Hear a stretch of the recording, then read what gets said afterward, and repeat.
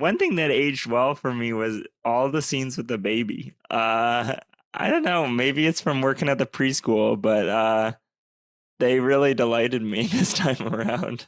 One thing that aged well for me was how animated Anna is in the second show. I was like worried about energy at certain points, but anytime she's in the scene, it goes crazy. Yo, so true. One thing that aged poorly for me is pacing. It's just there. It's almost like when I do the podcast where you kind of sometimes edit out the lag. Uh, we just have lag. Yeah, that was going to be mine. So, a different thing that I feel maybe aged poorly is I think in the first show maybe making it clear to each other like what sort of I think time is the biggest like thing that we were mismatched on. I think there were a few lines back and forth where you could see within a scene that two people thought a little bit different things. Uh, and one thing that I had forgotten about is that in night one, there's a scene where someone unravels the baby and puts it on stage, and that cued that we were back in time and Jada was pregnant. Oh, I didn't even notice that this time. It was awesome. I was like, wow, what a brilliant physical improv move. Yeah. Um, One thing I forgot, this is a very small moment, but in the second show, there's a little thing where I'm on stage and I'm talking about like being younger with the parents, and there's Jada and Simran come up and put their hands on my shoulder, but and watching that, I was like, oh, like this is like I don't know exactly what they're trying to be, but like they were yes anding the like parent hit and like Mm. giving me the warmth or the affection or whatever that I was talking about in the monologue. It felt like I watched it differently this time.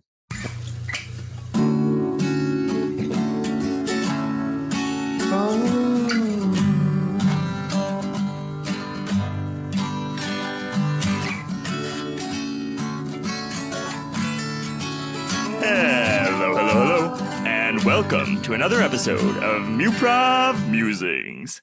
This is episode 79. I'm one of your hosts, Al Munger, and joining me now on the line is your nostalgic host, Julian Bernardo. I can't help but be nostalgic when we have an episode like we do today. I'm cutting the chaff into any little quip that usually comes at this moment because yeah, I right now just sat down and spent what 3 hours going through the first two nights of a new play, and that's what we're going to be talking about today. And yeah, it was very fun to look back at that different time when we were all doing improv and we're all doing a new play. Yeah, normally when we start to come to the close of one of these series, we would improvise some shows for you on the podcast. Obviously, it's not possible to improvise a new play on the podcast. It's such a visual form and such a person-intensive form. Uh, so instead, what we're going to do is the videos of a new play are on YouTube. I can tell from the YouTube statistics that if you're listening to this podcast, you have not watched them. We're encouraging people to go check that out, and we're going to be sort of talking through and doing debrief episodes about what we learned from the show. You could listen to this episode without watching the new plays, but I think they're really cool. So maybe if you start to listen to this, you'll be tempted into going to see, and this might tell you which nights to watch or what to get away from it, and which techniques we were most excited about from the shows. Yeah, just throw it on as a visual aid if you're listening to this. Yeah, we're pretty much just going to go through them one by one and talk through all of our thoughts about it. So should we get into the first night? Also, do we want to we didn't talk about this, but before the first night we had a dress rehearsal. What do you remember about the dress rehearsal? Ooh, very little. What I remember about the dress rehearsal is that it was reminding me of like a novel by like Faulkner or Virginia Woolf or something like that, in that depending on which character was sort of the focus of the scene, it would either be magical or not. So if I was a little boy and if I was the focus of the scene, it was almost like Secret Life of Walter Mitty, where like crazy magical stuff was happening. And if anyone else was the focus of the scene, it was like they were in the normal world, which was very. And I remember at the end, I was in some sort of boat and I was rowing away. I'd run away, and it was kind of clear that I might have died or been in heaven, and Jada was my mom, or I don't remember exactly, but those are my memories. That image of you in the boat is the thing that sticks with me, because I think the lights were going hard and the physical improvisers were going hard. And there's a lot of these very striking images from watching the shows back again that I probably never saw because, when you're on stage, you're looking at it from a certain perspective, but the physical improvisers create such amazing stage pictures. In terms of magic, we're going to suck out most of that for this first show, because this first show is pretty grounded in like reality. Yeah, but before we even get in this, I want to ask just about your experience watching it. Well, just because Julian and I are coming at this from different backgrounds. I edited the videos, so night 2 I'd probably seen 10 times. I really love that show. Night 1 I hadn't seen in a while, actually, and because of that, I think this time when I was watching night 2, I was a little like, okay, I've seen this before. Whereas when I was watching night 1, which is one that I remember as there were some things about it that initially made me feel kind of like, oh, we messed these things up. This time I actually had more fun watching it than night 2. So I was delighting in a lot of the night 1 stuff. What was your take, Julian? Yeah, I mean, as a maybe useful preface, like I tend to find it pretty excruciating to like watch improv. I never watch recorded improv because, I don't know. I like it. It literally makes me cringe, even really good shows, because there's just something about the being there that makes it feel so much different than seeing it on camera. It's like listening to your voice recorded or something, right? But I had a lot of fun watching these shows. I don't know if it's because they're good, if it's because I feel different about them.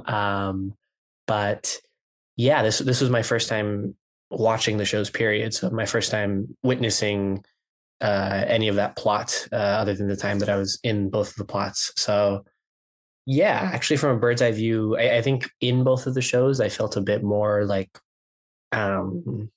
confused or whatever, but watching it and probably with the benefit of us having talked about it a decent amount, I felt pretty, I felt like they were pretty solid through lines, and I liked it.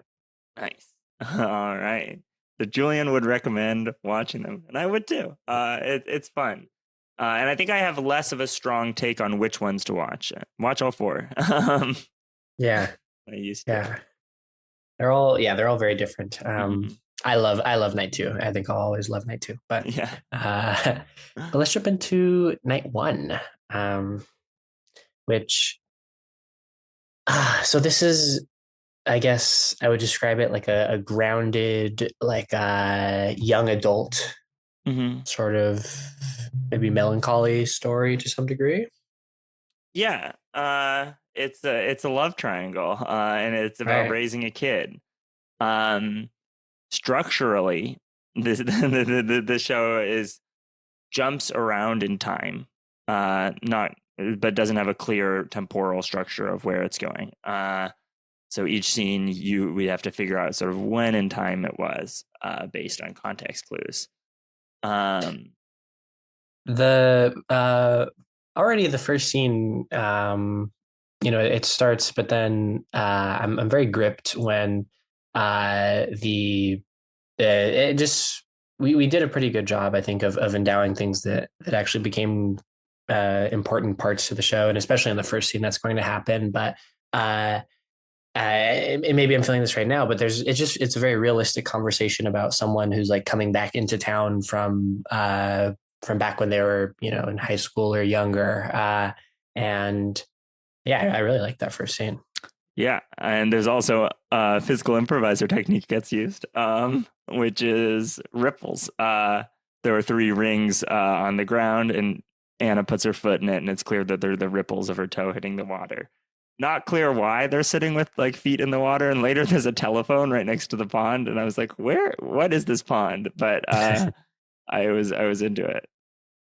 Already in this first scene, I feel like the dynamic gets established that becomes important, that Janine, Anna's character, and Lily Simran's character feel like kind of different about Susie coming back into town. And that's in watching the whole thing, I love it because I'm sure that was just like a sort of natural asymmetry that comes out in the improvisers as they're talking. But that like the way that Simran feels about or the way that Lily feels about Susie here becomes like I don't know, like probably the core plot.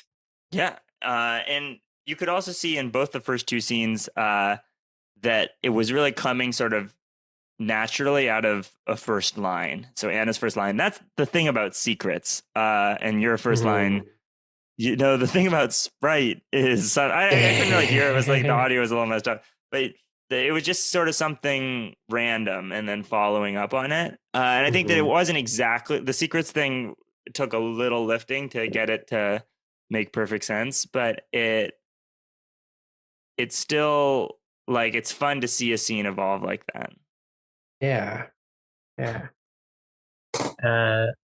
I think, yeah, as you mentioned, sort of after we know that it's someone coming back to town who's gone for some time, we see my character Jake and Jada's character Susie being hosted at Lily's house, and yeah, it's something funny I note that I think we talked about before in that scene is I'm starting with the what eventually becomes the baby and like the center of the show basically in my lap, and I 100% thought it was a cat.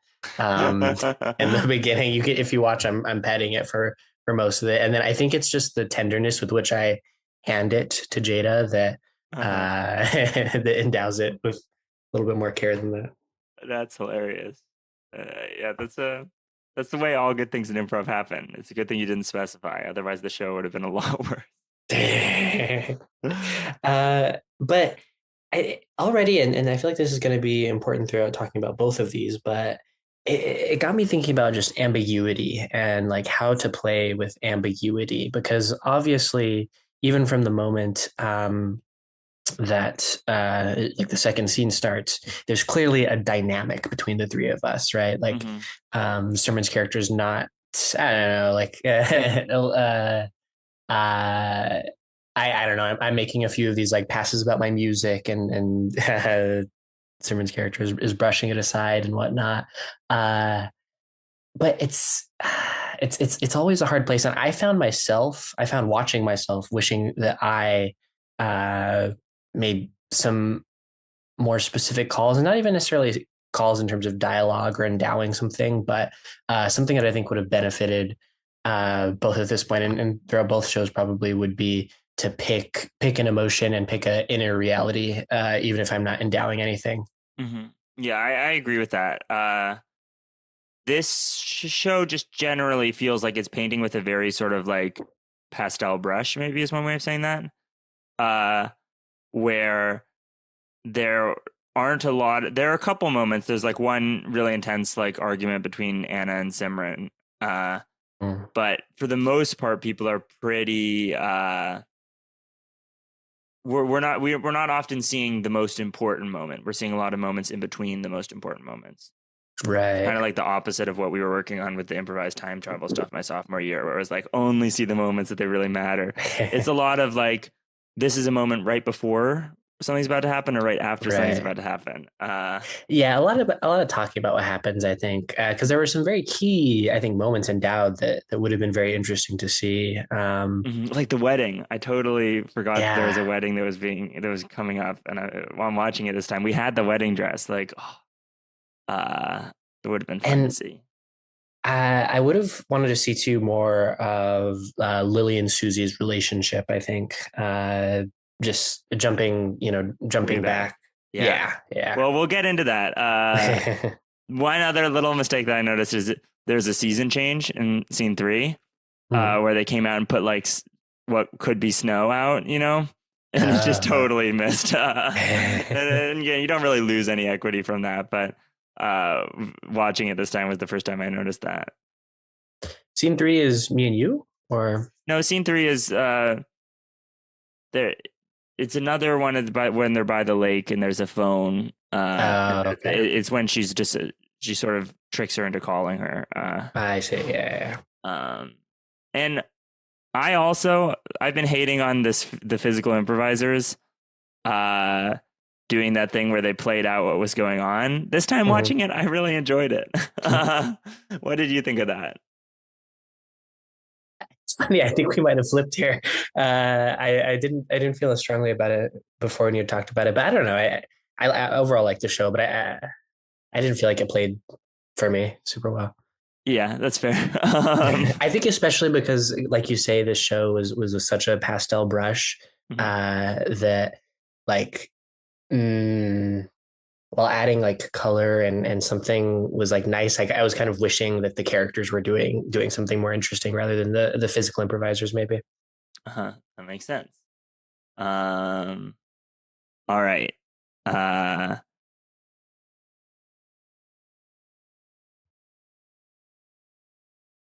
So I think then next is our scene. Yeah. And this is one of the scenes where I really marched down like, like why not define it? Why not define it? And I don't know that we should have defined the thing, the object that like plays a role later. Maybe not. But in general, I mean, you're always your own worst critic, but there's just so many lines where I'm kind of speaking in ambiguities with you. And what is our relationship? Were we brothers? Brothers. We're brothers. Okay. Yeah. Because we didn't been doubt that your brother's name is Terry and was moving out. So I was following that chain. Yeah. It's funny, that object that I'm carrying, this object that I give to Julian. In my head, it was exactly what it was.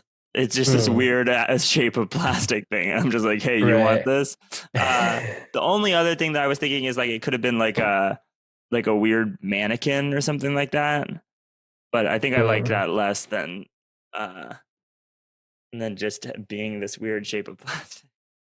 Yeah, I mean, I think was operating pretty similarly. Like, I do think that there is a lot of really nice, like, sort of, I don't know, like analogy or whatever that comes out in this show. And so I liked operating in like the analogy space of like, oh, like this represents like me, like my unprepared nature or whatever. So not defining it was helpful to stay there. But yeah, I had a lot of fun with this object that you had, and to make it clear, like in the previous scene, it's probably, you know, it's established that I'm like a SoundCloud like rapper or beat maker or something, and so I'm clearly like not a super responsible person. And our scene is like, I think maybe the first internality where I start talking about that, and I think I liked that tension there. We have this baby, this very delicate thing, and then we had my character who was, I don't know, a little bit of a troll. Yeah, I liked it. And this time watching, I thought that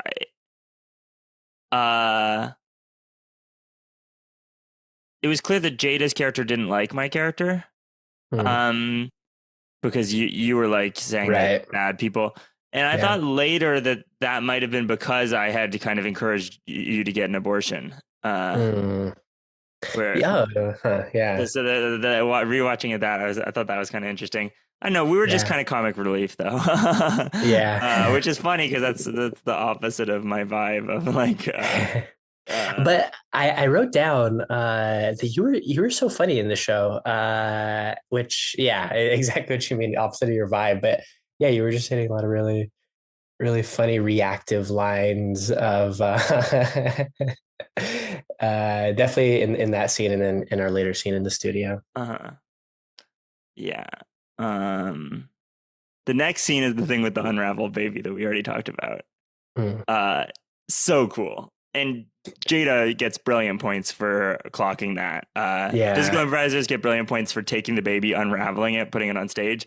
Jada gets brilliant points for entering and being pregnant. It's just like, and I think Simran might have picked up, like there were multiple people who were involved in the brilliance, and I think Jada, Simran, and maybe I don't remember exactly how it all went, but so I agree. This was like a brilliant moment, but like keeping in mind that later in the show, the whole time thing gets like a little bit messy. Do you think that that sort of transition should have been made more specific, or do you think that there's a No, I think Do it you think really that we're worked. still on rails here? So, time had already been jumping in irregular jumps at this point. This was not the first time that we went backwards. And up until this point, we're actually correct on time. I don't know if you clocked who made the mistake, but okay, well, we'll get to who made the mistake. Spoiler alert! Yeah, Julian starts tugging his collar. And it's sort of it's you're the host of Muprov Musings for the people who screwed up the timeline in this show. But I think it all tracks up until this point. And I think it's a nice base to go into the show. Yeah, I also, yeah, it's, I mean, as we talk about more, we'll see the range of it, but, and we sort of end here somewhat, but I really enjoyed playing, I think, characters who are not super far from, our own like life station, at least. Like, it was, I think, maybe part of what made it feel a little bit pastel is that it was really easy to try to play it like very true to how we would be. And so maybe there is some tension between being true to ourselves and also, putting up the ceiling. I think it's awesome. I think that it's actually good to play similar to, and I think that it made the scenes feel more real to me. I think it's just about, like, I think each scene in the show actually as a scene, I like most of them. It's just about as a collection, there are a couple scenes that are missing where it was like, we set up things that didn't quite, get there. And one other thing, Ginger was going crazy in the show on the keyboard. Yeah. It was very nice of her we didn't have anyone to play piano for night one. And I ran into her at like a party somewhere and was like, Ginger, will you do this? And she came in, but I think she thought it was a comedy show. So it's one of these funny things where the piano was doing comedy and we were trying to do drama, which has also just led to sort of a delightful interplay. Yeah. But yeah, the music was music continues to be great in all these shows. But it definitely defines the tone, I feel. All right. Are you ready for when Julian and I screw up the whole timeline? Yes. So I will take 25% of the blame. Okay. For how this show unraveled. Julian and I enter in the studio, and I decide to endow the hit that Jada and Simran used to date. Right. In my head, I just clocked like Simran clearly dislikes Julian and seems to feel really, really strongly about Jada. So my baseline was this makes sense to me. The one weird thing about it is that they had talked, like, again, I think that I was having some listening issues backstage. Because, we have the monitor and it was our first time sort of figuring out how to be fully concealed. But they had talked explicitly that after, college or high school, that there had been a number of years since they'd seen each other. And that, right. And that it had been like a slow fade out, right? So if they did used to date, it would have been like a long time ago. And I was kind of like, is she over Lily? Which kind of implies that it was a little more recent, or at least that there was something more. So I queued you up in a bad way, but I still don't think that the timeline was totally ruined by the idea that they used to date. The timeline was totally ruined by you saying we conceived the child the day they broke up. Oh, yeah. And there was really no coming back from that, I think. Right. That place is, there's no ambiguity. There's a limited range for how long a baby can take to be born. And that range is it's less than college. 5 years. So yeah, the real answer is that I think that one thing that sort of happens by having different sets of characters is that you and I were in a lot of scenes and the other three were in a lot of scenes. And I think probably we weren't exactly clocking fully what was going on in each other's. And that was part of the setup of like being backstage. But Jada, Simran, and Anna were killing it and keeping track of everything, and you and I were taking some swings and missing. But honestly, other than that, the timeline wasn't that screwed up. Yeah, I mean, yeah, honestly, I tend to find these sort of jumping around time like I think it's just a heavy lift. It was a heavy lift for me, I think, doing the first new play and also trying to keep track of like this time thing. But I think we sort of settle at least on like the canon by the end of it feels like, you know, Jada and Simran dated mostly through I don't know. Let's just not even think about college as a concept, but you know, dated for some period of years, broke up, and then you know that's when me and her started. Yeah, the only thing is that it just doesn't quite. It just doesn't quite make sense because Simran's mad about Jada for ghosting her, and Right. Yeah. and she's like, "You're showing up after a long time," but it would be kind of crazy to show up to your ex's like 4 months later and pregnant or whatever. Yeah. So it's a different. But honestly, I think more than that little mistake is we mostly kept the timeline straight, but I think that having that brain power going towards there just makes it so that everyone is treading lightly. And everyone's kind of like a little bit confused and unwilling to say strong things like, it was the night that we broke up, because that's a strong hit. That's an awesome hit. The audience loved it, but it had a strong clash, you know? And I think that if you're going to do something like this that is so unstructured, then every single scene you have to figure out when it is. And your brain is going towards when is this rather than towards what emotional choices can I make to make this scene the most important scene that it can be. That's the benefit of structure. I wrote down a note. I just want to shout out the physical improvisers beating on the stage when like the conversation gets more tense or serious. I love that. I forgot about that, and that was so fun. Yeah, it was awesome. And I think a big part of watching these is just like in every show, maybe 10 physical improv techniques were invented. So those guys were just going crazy. And in terms of learning, I feel like we learned a lot. And obviously 10 narrative improv techniques were invented too. And like major props to just how hard it was what we were all doing. But it's just fun to see. With the stuff that we're talking about with respect to like kind of our characters being a bit separate from their characters, do you think that we should have had more overlap, or we just should have had more listening and that the separation was fine? I think it's part of it is just like a staging thing where it's like we were getting used to being backstage for the first time, and it was kind of hard to see. It was kind of hard to hear, and I do think it's awesome to have characters concealed. Ideally, I think I'd get a scrim if that was in budget. A scrim is like a clear curtain that is clear one way and not clear the other way. Or just have a microphone on stage that delivers the sound backstage more clearly. But yeah, it's just a little tricky to get that there. I guess for the sake though of like the like narrative itself, do you think that it would have benefited from more overlap of characters? You know, a scene with me and Janine, a scene with you and Jada. You know, that kind of. Maybe yes. I think that, and just in general, like weirdly across a new play, you and I paired up a lot. Yeah. So there was this kind of weird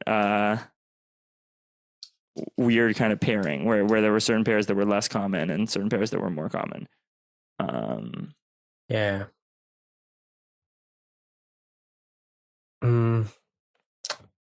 Let's see. I don't have a lot of the plot notes. I don't know if you want to make the next like plot jump. I still have some high level show notes though.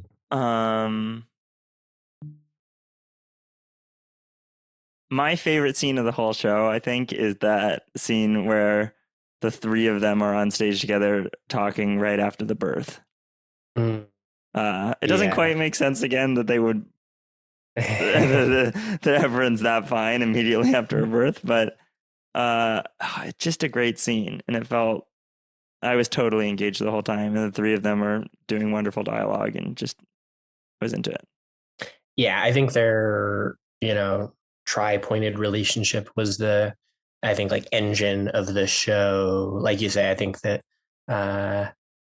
yeah, maybe our characters were, I don't know, I guess my character had some more like tender moments, but in general, to care about like what was actually happening here, it was, I feel like, mostly centered on their friend group. Mm-hmm. Yeah, and then we had a late intermission followed by that scene where Jade is like, "If you drop this baby," That was a fun scene. I yeah, liked watching that. I think this is a fun scene too. It does lead to this kind of ominous thing of like post intermission, like, is Julian gonna drop this baby? What's gonna happen? But I remember even backstage in intermission, I think someone was like, "I don't want to plan, but don't kill this kid." Right. I think, yeah, I think Jada said that. Whatchamacallit? Oh, in general, I think seeing more of like Susie's internality would have been nice in the show. Mm-hmm. I think like, yeah, it was just I watched it, and by the end of it, you can pick up a lot from watching her and how she reacts and how she acts differently among the different people. But Mm-hmm. since she acts differently in like with me versus her friends, it was hard to pin down exactly where she landed on things. For example, she's often like defending me to her friends, but then Mm-hmm. she's being more straight up to me, and so yeah, I think since she was, like the central character, it would have been interesting to see some of that. Mm-hmm. All right, then we have intermission. I think for me, the reason that I like night 2 and night 4 and prefer them to night 1 and 3 is that night 1 and 3, in my opinion, were better before intermission, and night 2 and 4 were better after intermission. Uh, Interesting. I'm not, Yeah. night 4 is not entirely that. I think night 4 is kind of solid throughout. Fair. But I think it shows that end on a high note for me feel really good. Mm-hmm. Whereas shows that have a strong opening, but then are like, oh, it didn't quite come together. I mean, our intermission is just so late in this show. Mm-hmm. I think it makes the structure of it hard. Like it's hard to pick up a new thread that we really focus on, I guess, Yeah, in the and back half. what's your opinion on planning during intermission? Uh, I I don't like it. I think that in general, I feel like this is, yeah, like the standard that we did for both this and like musicals is just like being clear on what the facts are, and Mm-hmm. then there's some degree of like planning or coordination or whatever that happens there. Where if people are ambiguous on the facts, then typically like something will get ironed out. If we're unclear about a relationship or a name, like we'll solidify it in intermission, and I think that's good. But um, yeah, I think individually it's fine to plan. Mm-hmm. But yeah, I think everybody should keep it in their head at least. Yeah, I used to be really philosophically strong on that point, and Mm-hmm. especially in a new play where it was like, don't plan at all. Mm-hmm. Uh, I feel like spending a little more time with the idea of acting with a script and stuff like that has almost cued me in the other direction, where I'm watching it and I'm like, there are some things that are kind of promised in the lead up to the show, Mm-hmm. and that in an ideal world would happen in the show. Um, Mm-hmm. and at the very least, having a conversation with the people where you kind of remember what those things are and are like, we don't know how exactly, but like we should be aiming to try to get these things to happen. Mm-hmm. Like what you're saying of like, it would be really nice to see a scene back in time with them. It'd be real. And the main downside to planning, besides just, it being evil and morally opposed to it, is that let's say you make some sort of plan as a group and then something happens in the first scene that contradicts the plan. You have Mm-hmm. some people in the group who are going to follow the first scene and some people are going to follow the thing, and you get this weird split. Uh-huh. Um, where people really should be following what happens in the first scene, but they have this plan that they can't let go of because it's been agreed on. So I think it's important that everyone understands that that's not how things should be. But in a show like this that's jumping in time, I think it would have been useful to be like, let's generate some ideas of important moments that we would like to see before the show ends. Yeah, I guess I have like a slightly like on Mm-hmm. this like further take, which is just maybe if we got in a good rhythm of always at intermission pointing out what we have seen and giving everybody time to think about what they would like to see Mm-hmm. without necessarily collectively generating it. But um, if we're doing it enough, then I think and if we really did focus on these are all the things we've seen, these are all the character pairings we've seen, this is like the shape of the show, think about what else you would like to see, then I think that Mm-hmm. inevitably someone will generate it. And in my head, at least, feels like it protects a little bit of sanctity. I don't know. Mm-hmm. Another thing is like intermission is sometimes late for like getting everyone on the same page about stuff. It would Mm-hmm. be kind of nice if whenever there was music playing in between scenes, like a screen flashed up backstage with like everyone's name, what has happened, the important fact, so you're not like missing stuff that's happening and reading it, but just so that you have moments where you can refresh on that. Yeah. Oh, yeah. Just like a live scribe would be Uh-huh. helpful, I feel. Live scribe that only is visible during in between scenes. Yeah. Uh-huh. Right. So it's not distracting. Um, and we kind of had that. We had a stage manager who was sort of in theory doing some of that, but it wasn't really. We didn't have a good system for it. Yeah. So the second half, I think the main thing that I felt like was that we hit a lot of the same notes that we'd already hit. Mm-hmm. They rebuilt the same opening set, and we saw kind of some of the same conversations. And it was true that the emotion was elevated in them, and that was nice to see. Mm-hmm. But I don't know. I felt like there was some kind of deep stuff. Part of it is like, yeah, seeing them younger and when they were, or seeing a wedding, or seeing, a fight, or seeing when the first time you two got together, or just like there were these kind of big moments that felt like it would have been nice to see, or some sort of, I don't know. It didn't feel like there was that heavy of a payoff. I felt like the ending was actually amazing, but it would Mm-hmm. have been amazing 30 minutes earlier as well. Yeah. So there wasn't really as much of a reason to have the length. I think that the key like parallelism in the show that I wish we like hit in like maybe at the top of the intermission was some, this is just fan fiction, but some sort of like split focus scene where Jada is like going between like her relationship with Simran's character and with my character. And yeah, like really some sort of spectacle to really nail home like how it was different before the finale, or even I don't know, just some more spectacle around her and Simran's characters would have been interesting to see. But because yeah, I think that the like I guess moments of like spectacle happen here. Like yeah, maybe a little bit in the studio during Simran and Anna's argument.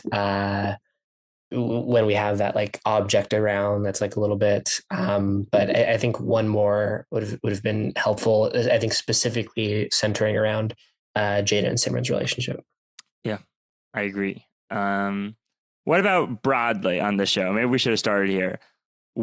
How does it stack up by the metrics of like what we're talking about just as a new play in general? Like, uh, what about the show benefited from being a new play versus a normal improv show? And what were the sort of big takeaways from that? Well, one thing that occurs to me is, and I was thinking about while I was watching it, is initially some like flags were going off in my head, like where's the plot, where's the what's happening. Obviously there was a situation and we were seeing angles on this situation, but I think it benefited from being a new play by having a loose structure and allowing us to see Mm-hmm. vignettes. I think that was the like yeah, it was strong that we just saw all of these different vignettes of their life. And I think that anytime where there is a pre-specified format, it's hard to do that unless the format is like something like time travel. Yeah. Yeah, I think that this one worked very well in getting, it got a new play texture in a lot of the scenes, Mm-hmm. which I liked. I felt like people were just sort of following what was going on. And then I think that the thing that it was missing for me was, I I feel like this show could have just been improvised, if that makes sense. Or like I've seen other shows that do have structures improvise a similar structure to this.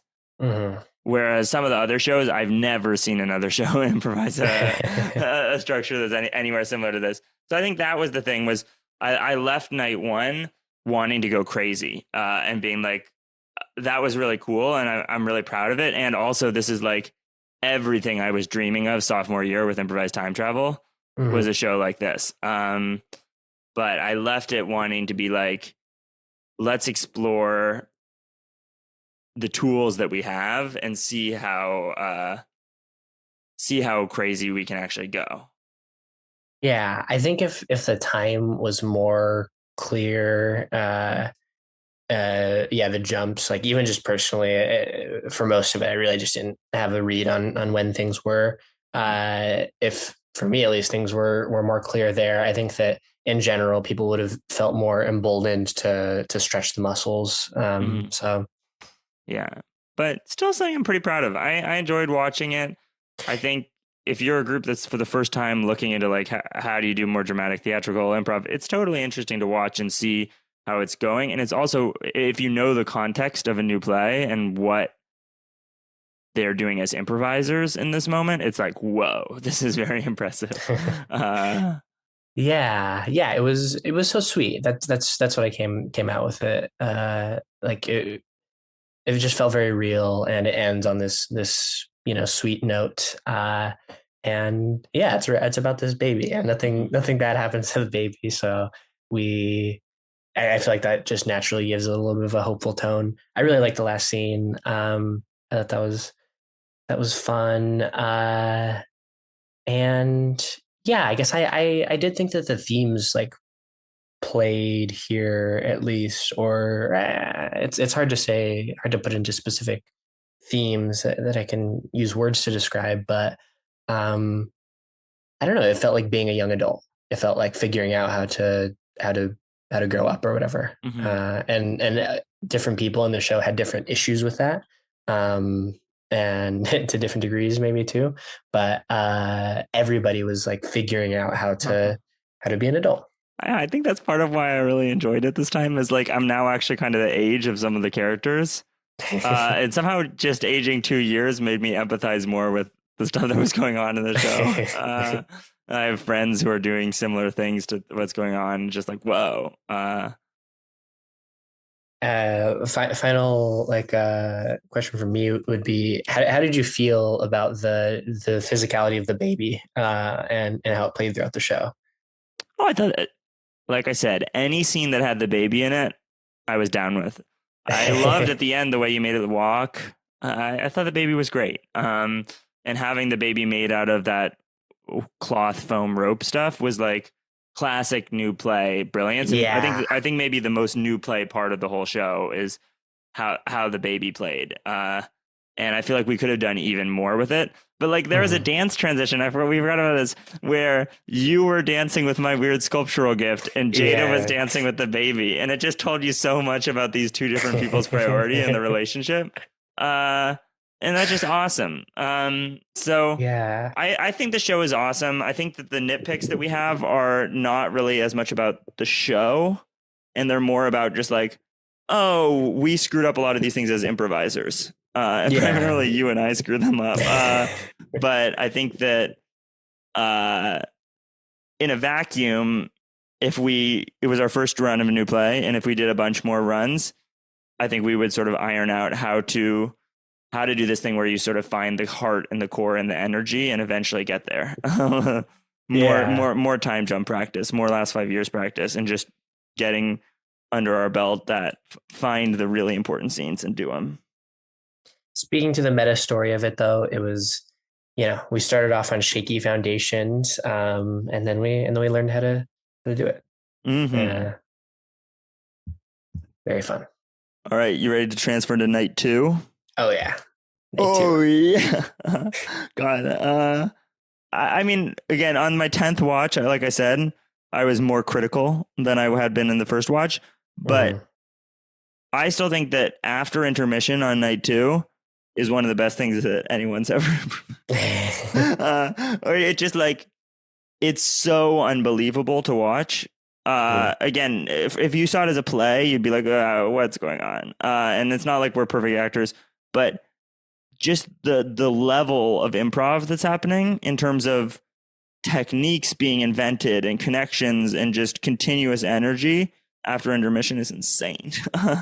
Yeah. I mean, in general, like, especially like just having watched these back to back right before this, it starts so hard. We start with such like punctuation and rhythm, sitting in the chairs. We name these objects that like become the center of the whole show. And I forgot that we started before the actual narration started. And yeah, I thought that it started bold and specific in a way that I liked, especially after watching the first show that, well, great, like, was more pittering and pattering around. Yeah, it was risky. Physical improvisers set up 3 chairs with 3 different objects. Julian, Anna, and I enter and sit down in the chairs. I pick up my ball of yarn and I say, there is a story of 3 children who were issued a challenge. And it just, and like, it gets clear that we each picked one of our objects. And in the end, we all regretted it. And then we're just leave. And I think I'm very proud of myself in this moment. I dropped my ball of yarn. Yeah, I noticed that. And then I just walk off with it sort of trailing behind me. And already there was something kind of, even from the first moment when Anna picks up the pool balls, like she does it in a really aggressive way. So like all 3 of us were just behaving in a little bit more, we were kind of elbows out in a way. It was ready to take risks. And even the music at the beginning is just kind of crazy. I remember hearing that music backstage and being like, something wild is going to happen tonight. And then Jada and Simran came out and made a huge bold move as well of becoming the narrators and just giving a really clear structure to the show. Whereas like this show has structure. It starts on a birthday, it ends on one too.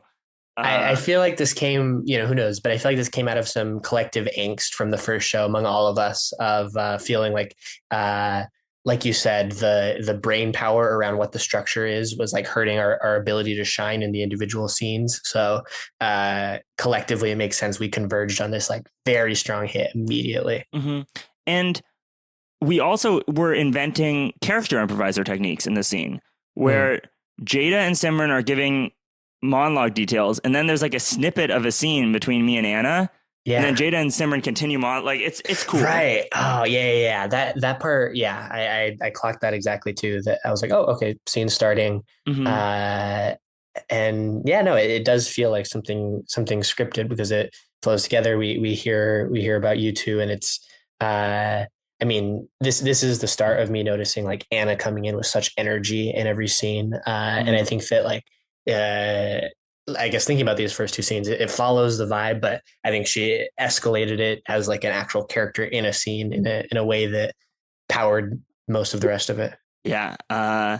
And the next scene also was quite high energy. It's the 3 of us with the phone.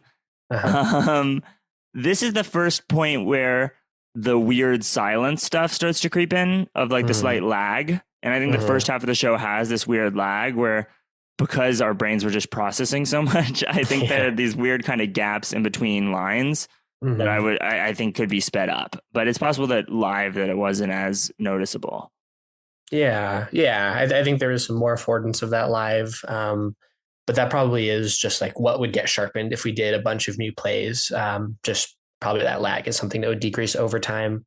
Something that I want to like track as we talk through this show, because I was most compelled by this, is like at what points in the show it becomes established like the reality versus the the other stuff that's going on here. And I didn't even realize until rewatching it that the like reality versus like unreality is kind of the like very core to what the show is even about. And so it already starts out like, the first 2 scenes are already so weird where we know something is up, but the scene that you describe between you and Anna, where you're still being described, is very normal, like could very plausibly happen between two normal siblings in a Mm-hmm. normal house. And the birthday scene with us at the table also starts, you know, pretty normal. Yeah, I mean, already it was a little weird. I came out with two like weird little knitting needle things and started trying to Mhm. knit my yarn, which didn't work.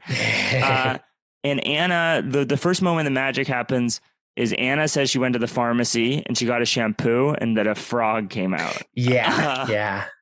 and it's There just a were little frogs weird. swimming. It's got that Anna vibe of like something's getting weird here.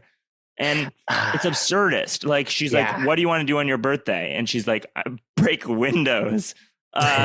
And it was such a good physical cue to the physical improvisers to come out with those frames. Yeah. And she took her time before breaking the window, which gave Callista time to cue up the right sound for the window and Ness to get ready on the Mhm. lights.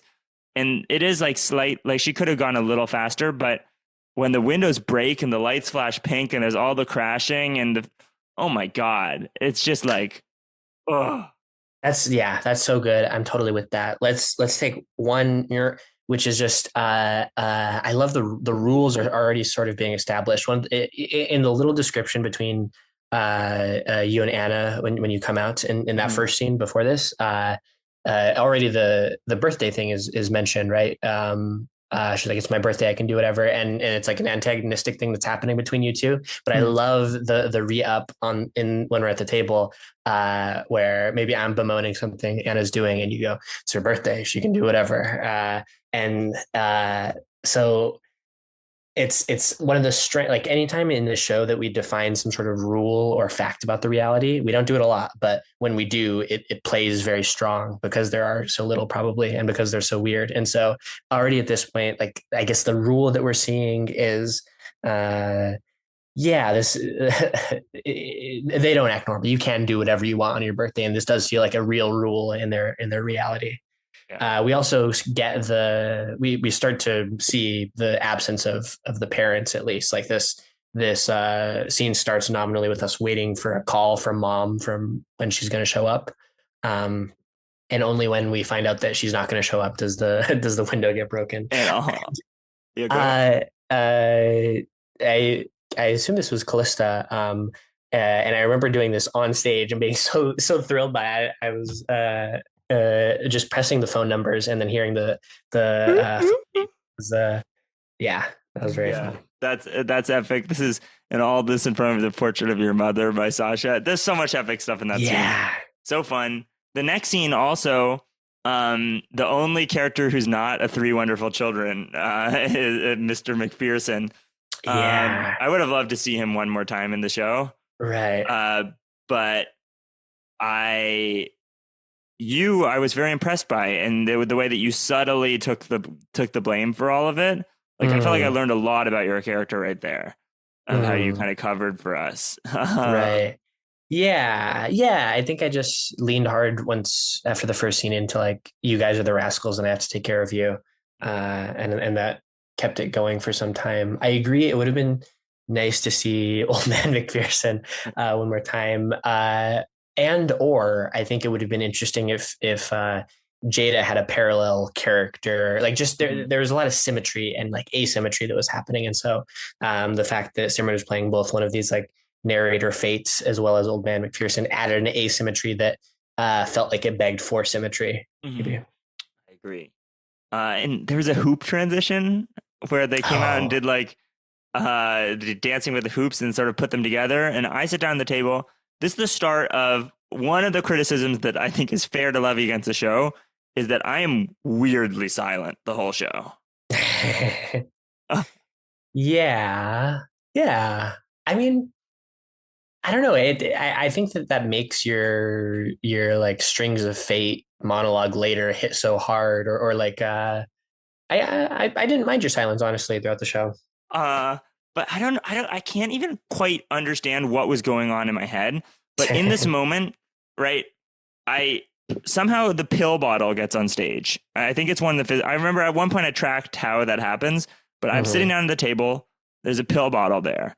I mhm. know that this prop is my own zinc pills. because they're white. I know I can take it. So I just decided I'm just going to take a pill on stage, which is already kind of like a crazy thing to do. I've never seen an improviser do that.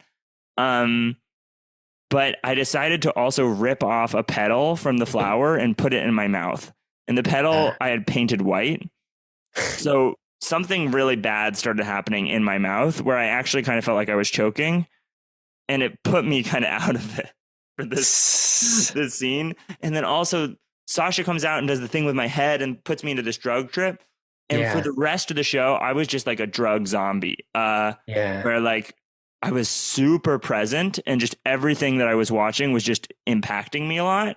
But that was preventing me from saying anything. I was just like dumbfounded. So I don't know. In this scene, you're like trying to talk to me and being like, what's going on? And I was just not being a supportive scene partner at like the meta level. I think it's fine from a character perspective. I was like, man, Julian's doing some lifting. Yeah. I mean, I guess it's fine. I feel like it is fine to break the meta structure for shows when we establish certain things. Like it was already established that I'm sort of taking care of you guys. So I felt fine if that propagated up to the meta level to some degree.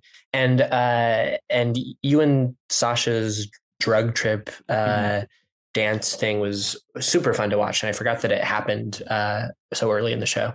Yeah. And Sasha's choice to take off the cloak. That's what made the show go crazy. I mean, there were a lot of things that made the show go crazy. And then your choice to come in and be like, what do you want for dinner? Like, just totally make that reality of like, this is happening in your head. And this is, that's also the first mention of the garden, which I think I was getting that from Rappaccini's daughter, but which is a short story. But for some reason, I just thought I've been inside this old man's thing. I've seen something, and there was a flower on the table, and I think I was like, "It's a garden." I ate his weird flower.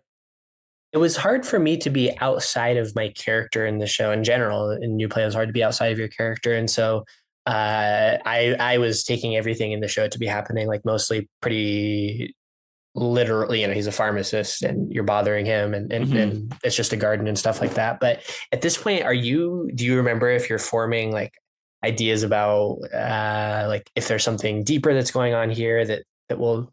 I thought that he had to be a weird guy and that Anna had said he's a really creepy guy and he's selling shampoo with frogs in it.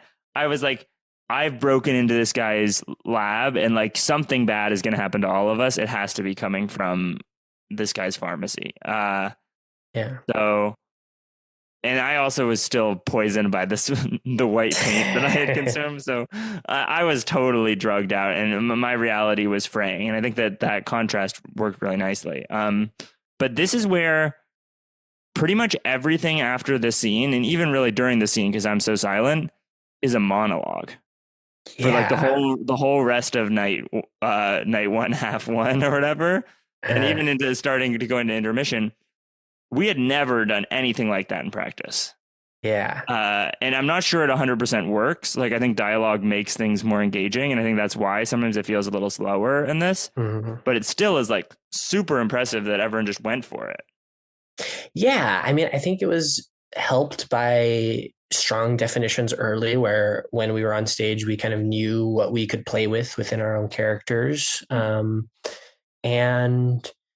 yeah, I think that us not really having so clear of a dynamic between each other made it feel eerie, made it feel, highlighted us all as characters. We didn't blend together. Like, I think sometimes it's so easy in improv, I think, for like there to be like that one character who was in the show who like didn't really have too much specific, but was around and like contributed to the dialogue. And that's often a very helpful like glue position for an improviser to have. Just it's helpful to balance the cognitive load like that.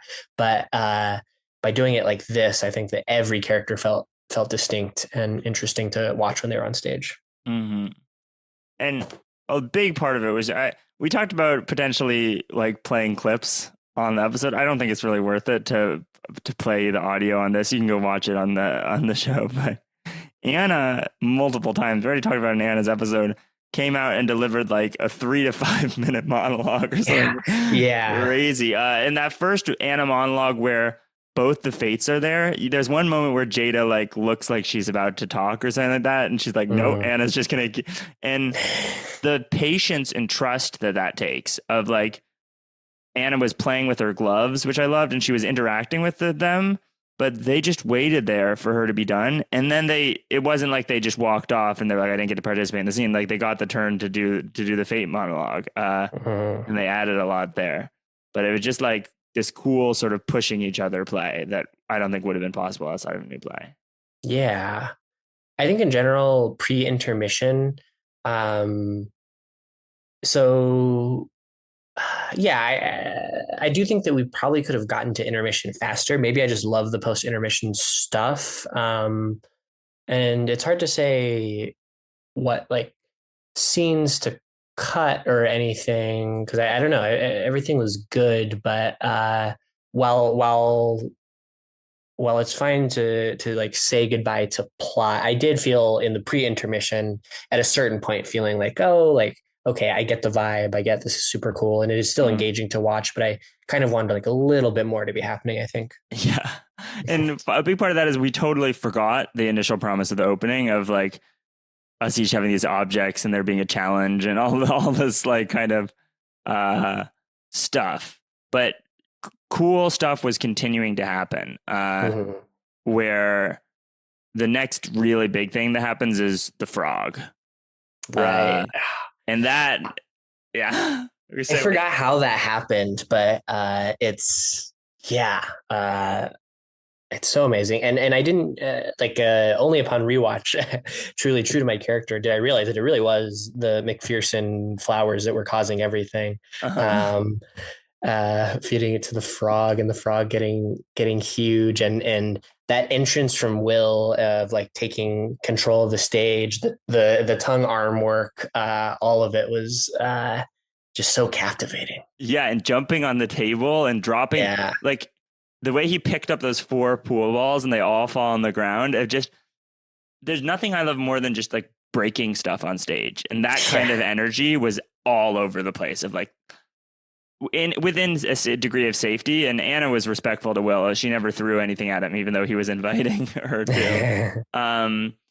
But just the intensity of the physical intensity of every scene was so high. Yeah, and that carried so much of the weight of not having to have too much going on, just because.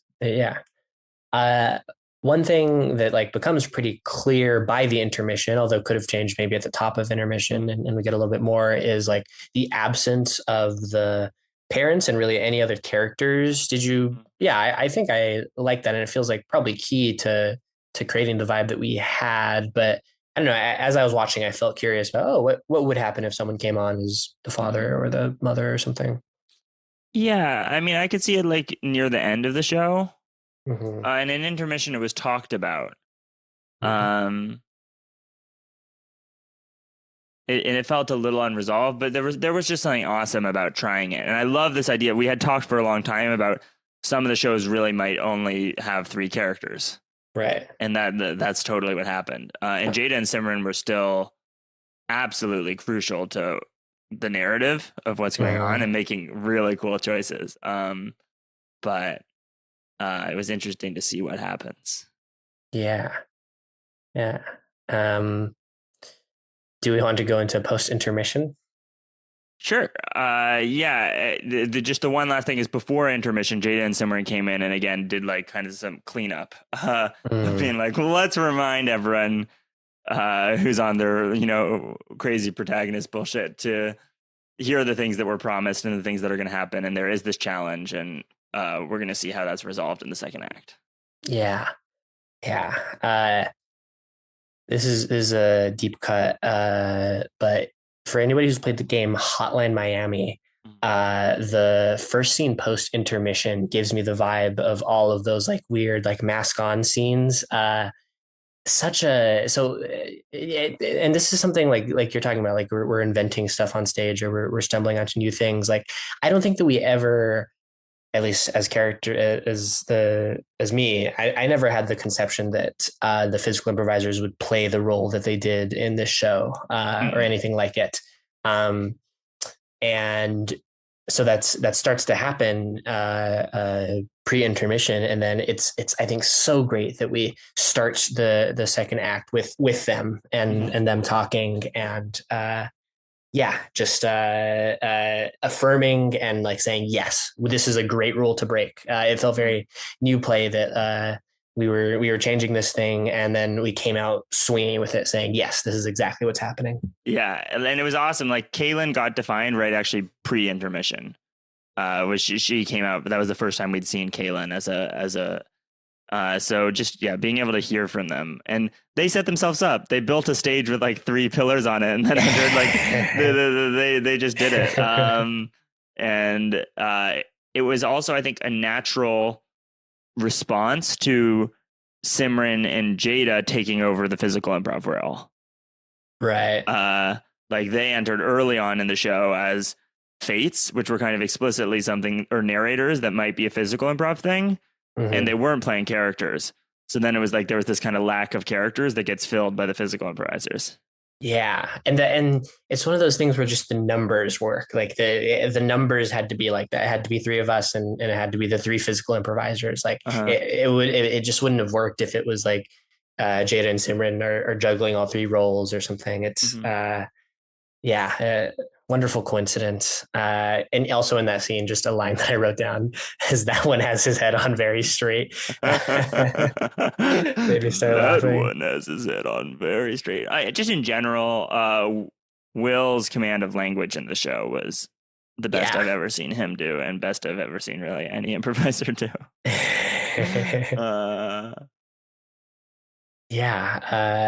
The competition gets like, high key endowed as we're in this second intermission, or in the second act post intermission, and I think that the contest getting endowed is basically just an escalation and a focusing of you two, at least you and Anna, playing with your respective avatars, and getting to see that is very fun. And again, it was 3 monologues. Like it was so structured. Of like these 3 come out and talk, then Julian comes out, pushes Kaylin aside and gives his monologue, and then Anna comes out and gives her monologue, and then it was like clear Hal's going to come out and give their monologue. And you were very much like, here's what's happening, here's the competition. Anna was like, I'm going to win, and I was like not even aware that there was a competition. Just thinking about the garden, which is it reminds me of like anime stuff as well, of like how everyone approaches competitions very differently, and it's delightful to have characters that have totally different takes on it. But I think the real like oh my god moment of the show for me, of the whole show, is what Sasha does during my monologue with that rope, where Sasha does the most beautiful movement to entangle the entire stage, and everyone else keeps perfectly still, and the rope just wraps around them, and it's so captivating. And suddenly the whole show is tangled up in my ball of yarn. Which at this point is being endowed as the string of fate. And so back to like the whole rules concept, like the rules that I guess have now been updated is like, everybody has their personal object that is like embodied by this avatar, and they each it's sort of it's in the abstract what each of them sort of represents. I think yours is probably the most clear of like you gain control over the strings of fate at this point in the show. Yeah, I think the paper seems like it's kind of like reason and logic, and the stone is just sort of brute strength. And Anna with those pool balls, she was slamming them so much in the show, just like bam, bam, bam. And it was like she was super concussed, so she couldn't be physically aggressive to us, really. But she managed to take status with that volume and punctuation in a way that was just like unbelievable. But the real physical improv technique that got invented is everyone's tangled in a ball of yarn. Someone tugs on the yarn. Like Sasha just pulls my yarn, and suddenly I'm facing you and we're in a scene. And we do the scene snippet, and Sasha's imitating all of my movements, and I put Sasha's hand on my mouth. Like, it's just crazy. Kaylin's matching you. Like, it's beautiful. And then that scene ends, and the rope gets yanked again, and suddenly I'm in a scene with Anna. Yeah. Like, oh, It's such a just wonderful physicalization of us talking all about like strings of fate, power, who holds the power. It's like uh yeah, you physicalize that on stage by literally the strings are pulling us and pushing us. It's just it shocks me that we improvised it because it feels so devised in a certain way. that's what I mean. Like what again, what makes me love this so much is not that it in a vacuum is so great or whatever. Mm-hmm. It's that it's incredible that it was improvised. Yeah. Like you look at it and you're just like, and it reveals the way in which we were playing, right? Right. Because I think the stuff from night one is also totally incredible that it was improvised, Mm-hmm. but it's not clear from watching night one that either night one or night two can happen. And what's cool about Right. new play is that that's true. Like you watch night two of a new play and you're like, I don't understand what the format is. Did they practice that they were going to have 3 people and all this predictive Right. structure and like that they were going to play with these objects? And the answer is, of course, no. None of that was at all even slightly practiced. Like Sasha was in a soft sculpture class and she just happened to bring a bunch of yarn and things like that. But yeah, again, I don't think anyone anywhere in the world has ever improvised anything like that ever. Yeah. And that's a value neutral statement. Right. Exactly. But at the very least, if you watch it, you will like be like, wow, I've never seen anything like this improvised before. Yeah.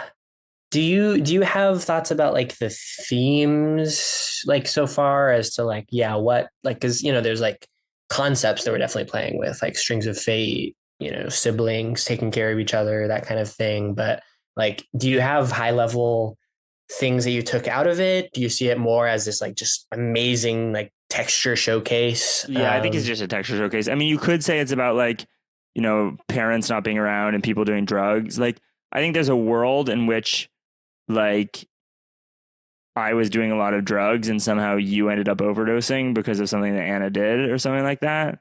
Mhm. Or like I was super high on drugs and Anna somehow pushed me to do something that killed you. Mhm.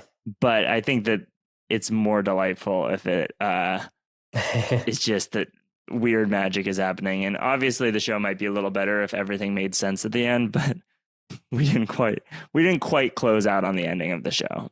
Yeah. uh Anna Anna makes the first strike. Yeah. Anna Her thumb just shifts. Well, I guess first she plucks the thing and I just collapse. And that was, to me, that was Right. just obvious that had to happen. And I Oh, thought I might be out for the whole show. Anna's just yeah, her delivery is crazy. If I pluck it, will it make a sound? Just one of those like very very within the vibe of the show, and is signaling the intensity with words that don't really make what is she talking about? But the intensity and the direction and the context makes it very clear that like this is something real that's about to happen. And great. I feel like just yes anding it of it or whatever of the collapse, because I think as I was watching I forgot that that's what happened when it gets plucked. I forgot that you collapse, but I was like what's gonna happen, like I was like focused on if a sound is gonna get played, but you collapse and it's oh okay. Mm-hmm. Yeah, and then but Anna's standing over me, and before she even says something about the puppeteer to cue me, her thumb moves in this way. If I'd been able to see it, I would have been like, shit, I'm a puppet. And it's like, wow, the strings suddenly have a new tool. And it was so fun to have her and laugh and throwing my head around. And I just remember like I don't know, it was just trance like this whole part of the show. Yeah. It's at this point, and maybe I get a lot of like I love like the tone of it as it evolves at this point, because it feels so slasher. I don't know if it's the next scene after I have my monologue, you coming out as this like thrall and the steps. I love the tone of it at that point, and oh yeah. No, keep going. Oh, just And it was so fun. Yeah, I guess I like to play these kinds of characters, but it was so fun to be the unaware one who is in this setting. And like as an improviser, I'm like, wow, this is insane. I love this, but I'm playing so straight of like, Mm-hmm. yeah, this is just, I don't see all of the mystery and wonder that's happening right now. But there was another thematic switch that caused that sort of. Mm. Or there were two things. One little thing is like in this crazy scene with the tie that we forgot to mention is that Sasha starts going over to Anna, and that Oh yeah, Anna yeah, gets yeah, the right. second avatar, and Will jumps forwards and bites the string, and it Yeah, breaks. It's yeah, like, oh my god. Um, but then she's like dumb animal to Will, and suddenly he can't speak anymore. right, yeah, And at that moment, my character also becomes a dumb animal because I yeah. lose Sasha. It's almost like in the Golden Compass book, what happens when you get severed from your familiar, where suddenly you're just like soulless. Once Mm. I lose Sasha, I'm just like this panting, like almost like a Yeah, dog. I really look right. like a dog. Totally, yeah. And so when I'm being unleashed on you, my back is so curved, and I'm wearing this weird straitjacket looking thing, and it just it was genuinely kind of scary. And I remember Yeah. when I came for you, I just bit you for real. Oh, yeah. Yeah, you had like a I sleeve forget. on, so Yeah. it was okay, Hmm. but the physical boundaries between us was also wild, where I definitely was just biting your arm for real. And then I also decided to do a wraparound strangle, Yeah. which we Right. had never practiced. And No, yeah. totally, with hindsight, is like, we should not have tried a new strangle. Yeah. But I just, you were being so over the top, kicking and screaming about it. That, Hmm. or not over the top, like I think it was great, but I knew you were safe because of how much Hmm. you were moving. If Right. you'd been moving less, I would have been like, oh, is Julian safe? But you were moving so much that I was like, okay, he's okay. Yeah, well, I feel like the there's different like wavelengths of communication that can come out, but the way that you come out in that scene and the physicality that you have, to me, like I said, signals like, oh, we're like in slasher right now. Like Mm-hmm. that's like kind of the vibe that I'm gonna adjust to, and by doing that, I was very prepared for some weird physical stuff to happen, and so I think that is, I don't know, comes with practice, comes with familiarity, comes with like trying these new things. But uh, that was an example of a very nonverbal communication that we did. That was purely just through the tone of the show that we both like mutually understood. Uh-huh.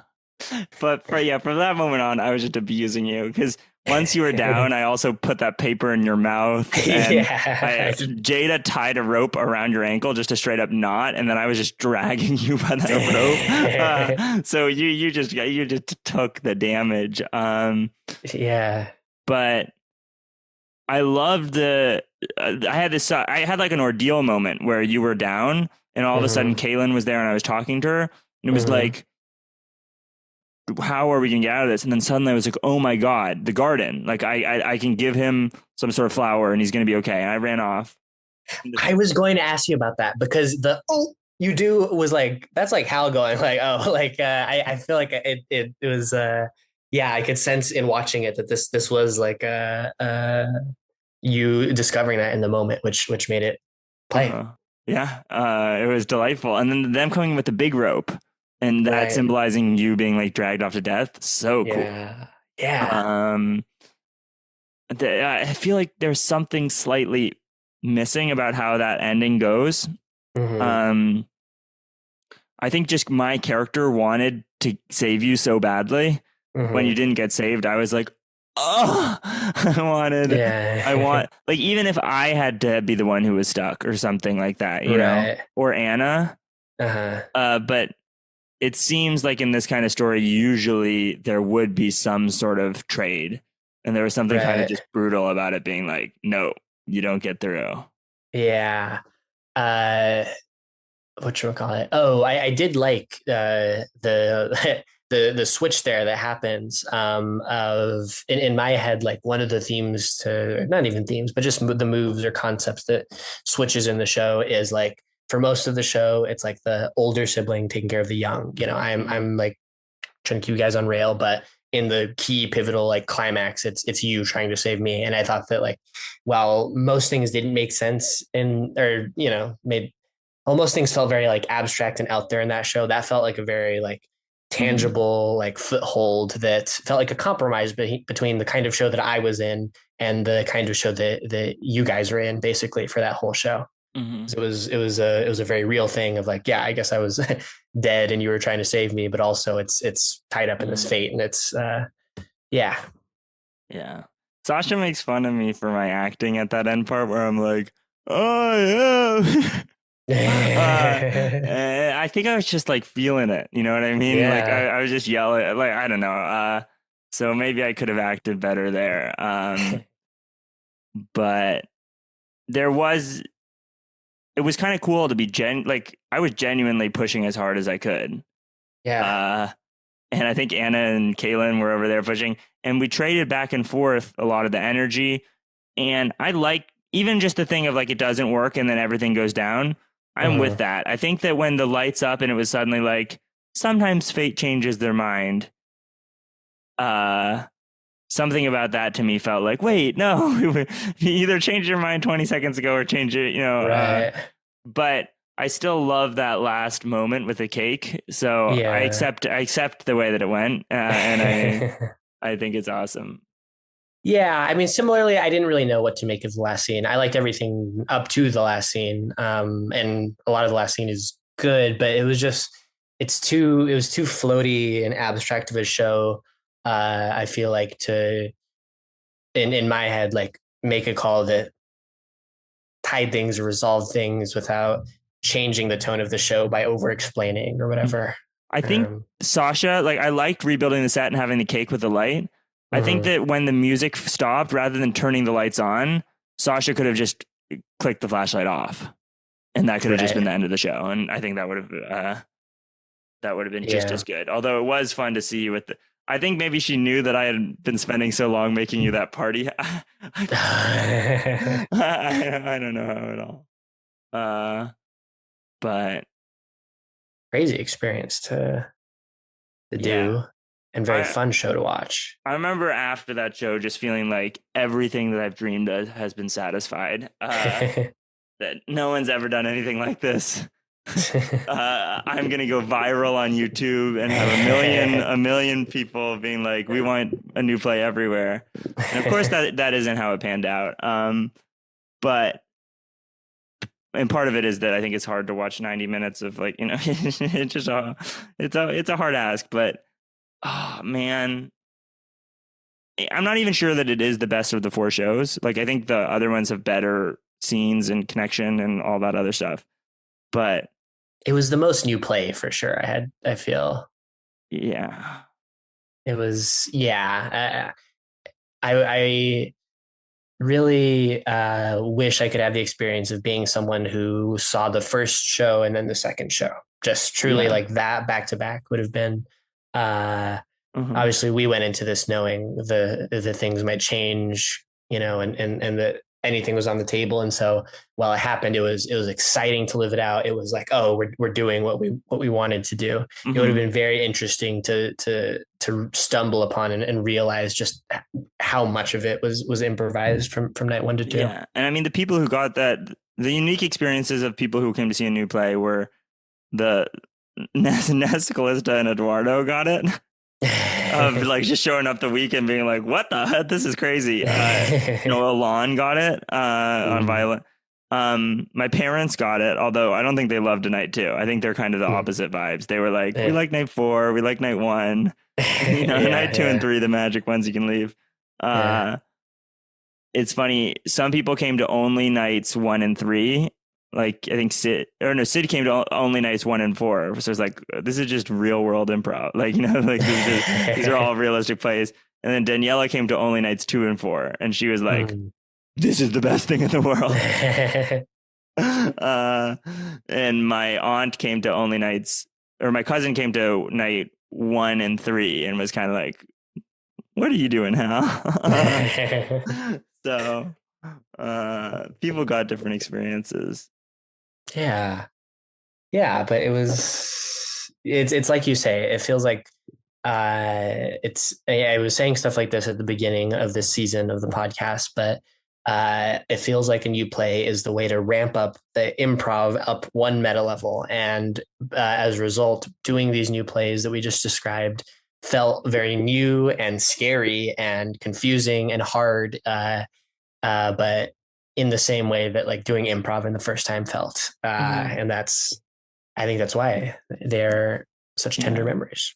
Mm-hmm. I think that like going back and rewatching, like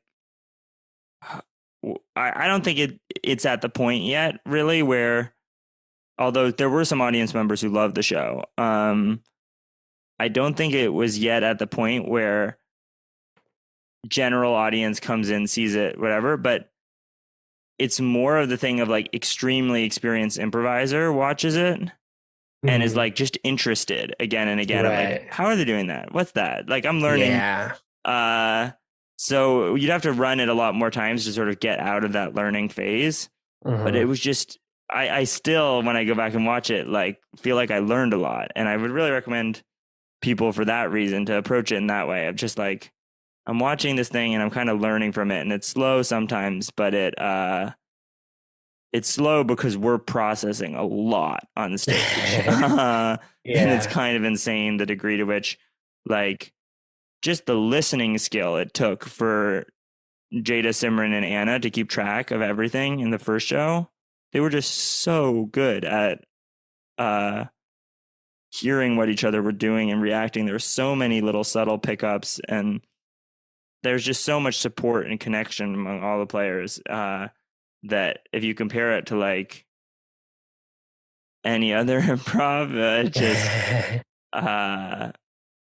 yeah, hard to do. Yeah. Yeah. It's just it is one of the things that in my head like keeps the improv flame alive, of that feeling in your belly of what is happening. I don't know Yeah. what to do, even if you're very experienced doing improv. So Mm-hmm. uh, yeah, I love it for that reason. And there's and I also feel, you know, as we've talked about, we're sort of reminiscing, but to be in the instructive mode, I think that doing it also just powers you up for not feeling constrained so much by any format or anything in improv. It gives you that confidence of, you know, not that you should do it all the time. It's always, you know, good to stick with some format that exists, but it gives you the confidence that the format isn't the thing that's keeping me alive, and we could actually do stuff without that. Yeah, you just learn a lot from doing it. Yeah. Because you learn, no, yeah, there's something really special about those 4, like about that whole week. It was just like we were transported into this weird little world, and there were like 20 of us who saw it, and then Yeah. everyone else is just like, you missed this crazy thing. And I like coming out of night 2, I remember just thinking to myself, this is my favorite piece of media that I've ever seen. And I don't think that that's really true of me anymore. Like, I think that I'm more aware of its shortcomings, and I've seen more media and more just generally aware. But it was cool to have felt like achieving that. I was never thinking this is the best media that was never. But I was like, before this, my favorite thing, like I love improv, was probably a TJ and Dave show. And night 2 was just so much more what I like than any of the TJ and Dave shows, that it was just like, oh my, and now I have to compete with all this like amazing stuff I've seen at Improv Amsterdam and like, you know, just generally gone to a lot more theater. But it was cool to have made my own. It's so few people get to make their favorite piece of media. Yeah. And it was cool to have that for like a couple months. Yeah, no, I mean, one of the things I thought was amazing is in watching it is, you know, knowing what goes into it.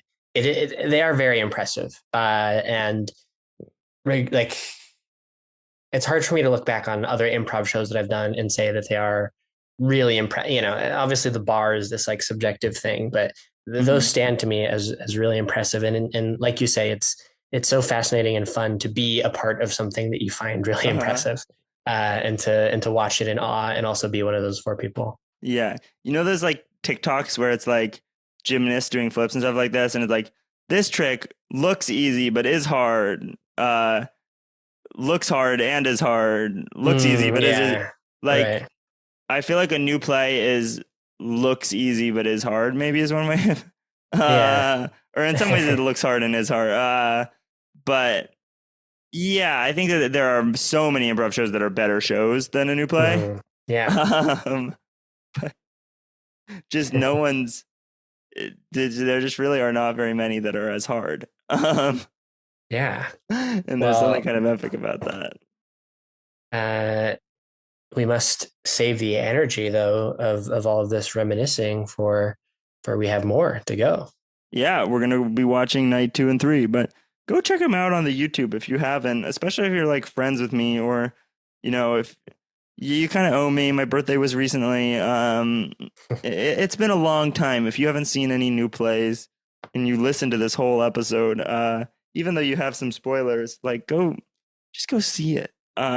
Even if you have to skip parts, like night 2, Mhm. like even if you started kind of in the frog, like if you watch the window break and then skip to the frog, it's just there's no way you're gonna click away post intermission of night 2.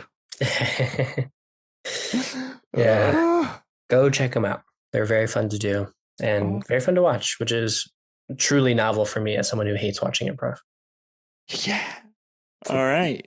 Well, and also sign up for the Unscripted Shakespeare Festival. All the shows are now online. All the workshops. Uh, is in New York, May 23rd through 26th. All right. This has been Muprov. Musings. So my sign off is I who knows how much of the internal state of me is being tracked by anybody who listens to this or you, Hal, as you do this with me, but I feel like I have had a profound change in internal state over the past 2 weeks. So I have moved out of Michigan, and I'm back home, and it just has me thinking like that it's so easy to fall into these like stretches of, Mm-hmm. of life where you are so focused on very little like things and deadlines on a daily basis that you have no perspective in a grand way. And being home and not having like as much, stuff to do on a daily basis. I don't know. It feels like I've like woken up out of this like coma or something that I've mostly been in for the past 2 years. And I don't know, I find myself feeling like happier, feeling healthier. And a lot of it is like literally physical of like I was like getting terrible sleep over the past like year. Um and yeah, I wasn't like exercising at all. Like I'm getting back into like exercising and stuff. But uh yeah, I don't know. It's one of these moments that I feel like I'm seeing things very clearly right now in a way that I have not been. Dude, you're glowing. Like even when you came on this episode, you just had a big smile on your face. Yeah. Yeah, it's I don't know. I just think I think that like responsibilities and work that aren't explicitly like deeply passionate need to be like confined and restricted to either certain days or certain hours of a day. And that's like one of my big things that I'm trying to get into is just build routines where Mhm. I can exist in one state of mind and then switch to the other state of mind Yeah. later. And I think that's one of the things about improv that's nice is it forces you to be present. Whereas over the past 2 years, it's been very easy to kind of spend no moment ever in my life like not thinking about certain deadline stuff for grad school Mhm. or whatever. But when you're doing improv, you have to get rid of that, or else you'll be bad at it. And so um, I think just by change of location and change of station or whatever, in the past 2 weeks, I've seen a lot more clarity, and yeah, It brings me more joy on the daily basis, and it makes me feel like I should reread Improv Wisdom. Yeah, dude. Way to go. Shout out to Patricia Ryan Madsen. That's awesome. Congratulations. I was just listening to someone that I like talking about how much of mental health is just physical health. Like, unless you have a Yeah, right. specific condition, that, like, yeah, it's very true. We really try to separate the two a lot. Right. But at the end of the day, like, yeah. How's your sleep? Because I can't help but feel that that is like 80% of it. Is it like getting like a consistent 8 hours over these past like 2 weeks or whatever has been just like the night I and day for me. I think that sleep is really important, but also like exercise True. and eating. Like those are that's the holy trinity of like yeah, I think that if things are going bad mentally, like those are the three things to start with. And then if you are consistently eating food that is like good for you and moving every day and getting sleep and you're still feeling bad, then it's like see a doctor. But Right. what's hard is just when you're having a mental spiral, like each of those three pillars becomes so much harder to start doing. And you stay up later and you eat worse food and you don't want to move. So making that adjustment is really hard. But It's kind of a trap that we like identify with our brains. Because at least I feel that. I feel at least intuitively, I don't know if logically, but intuitively, I identify myself with like my brain and like my head and my thinking, and I view like I don't know my body in certain ways as like the the husk that I occupy to interact with the world. But no, yeah, it's all one thing. We are our arm, we are our toes, we are our stomach, yeah, and it's egotistical to think that like the brain is above that in any way just because it's the part that's like doing the thinking or the computation, but like the color or the character of that experience that we have is so much informed by the rest of it. I think it's really true. Yeah, I gotta. Well, I in some ways I keep on. I've been coming up in a really good way, but I'm also with all the unscripted Shakespeare Festival stuff, just like uh, there's this kind of underlying anxiety that just is like, and Yeah. I almost finished my whole to-do list. And once it's really done, I'm looking forward to taking some time like what you're doing right now, and just being like, oh. Yeah. Yeah. Brain needs a breath of relief. Mm-hmm. Everybody needs to go pet a dog, go play with the dog, be in some warm weather. Yeah. What's the weather like for you? Dude, it was pretty nice, and today and yesterday it's suddenly been really cold. But no, it's nice.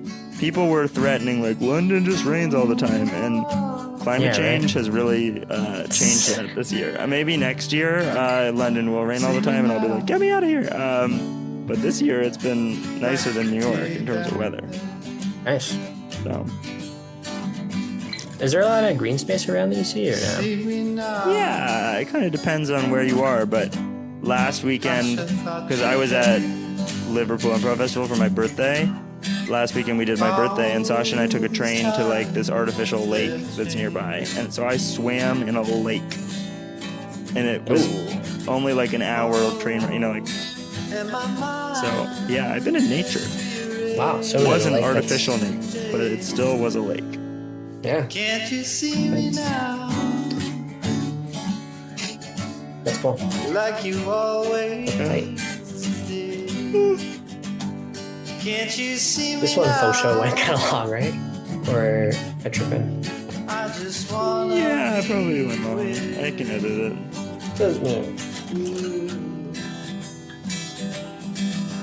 When the times they seem so crazy. Can't you see me now? Can't you see me now? See me now. Can't you see